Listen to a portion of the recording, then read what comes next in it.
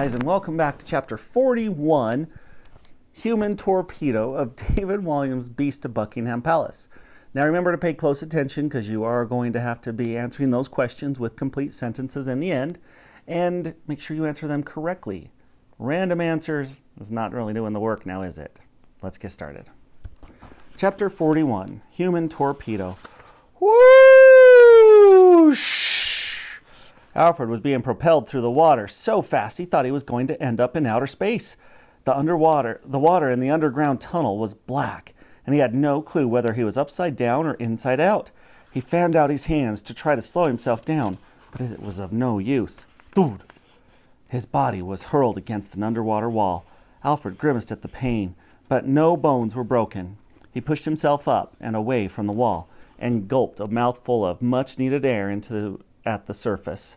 Gasp! He was alive. Just. Right ahead of him, he saw a half-submerged sign that read, Green Park.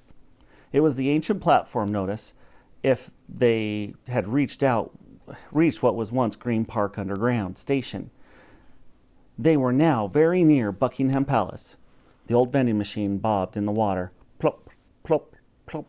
Such a shame I don't have a 50-cent piece to buy a chocolate bar, thought Alfred, who was starving. There was a faint glimmer of light dancing on the surface of the water. Not far off, he could just make out the outline of the HMS Scepter. He could see that the vessel was at an angle, which was why it had become stuck in the tunnel. At once he began swimming towards the submarine. Then, whoosh!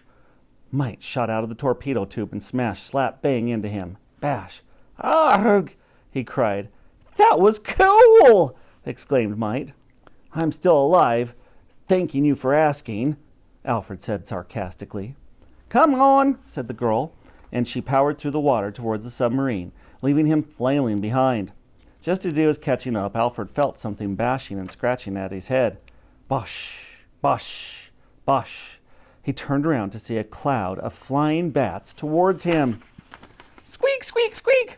Ugh! Bats! He screamed. Yes, I should have mentioned them, said Mite. The place is crawling with them. Squeak, squeak, squeak.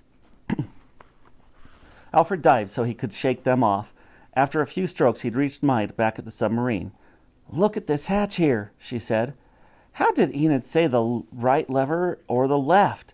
And was it clockwise or anti-clockwise? Asked Alfred. I wasn't listening. I thought you were. That was the boring bit. Oh, for goodness sakes. You take that one, I'll take this one.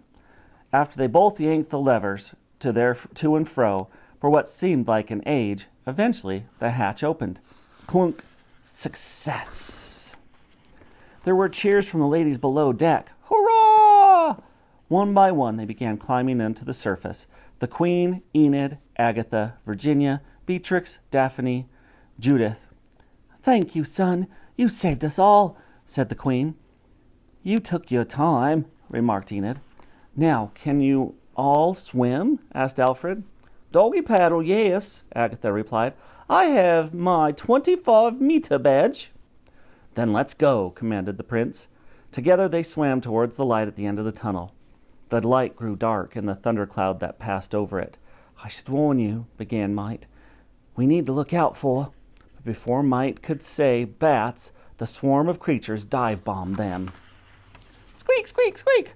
As much as the old ladies attempted to bat the bats away with their hands, still the creatures attacked without mercy. Ah, get off! Flying rat! Submerge! Ordered the prince. One by one the heads bobbed under the water as they swam as far as they could below the surface. As soon as any of them bobbed up for air, the bats would strike again. Squeak, squeak, squeak! Eventually they reached the underneath of Buckingham Palace, where the steps that led up to the palace vault. Where are the steps that lead up to the palace vault, Mite? Asked Alfred. I'm trying to find them. Well, please, try to find them a little bit faster, called Agatha. I'm not sure how much longer I can tread water. I never got my badge for that. Mite's hand scoured the top of the underground tunnel until she finally found the bottom step. Here! She exclaimed. One by one, they hauled themselves onto the steps, and they scrambled up them until they reached the top.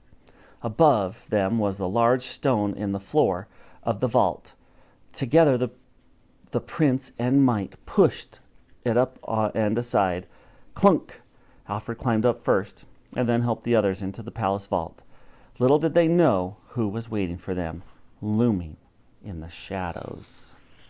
And we will find that out tomorrow as we read chapter 42. But for now, go in and answer those questions for chapter 41. Make sure you use complete sentences, restate the question, and click submit. Have a great rest of your day, guys.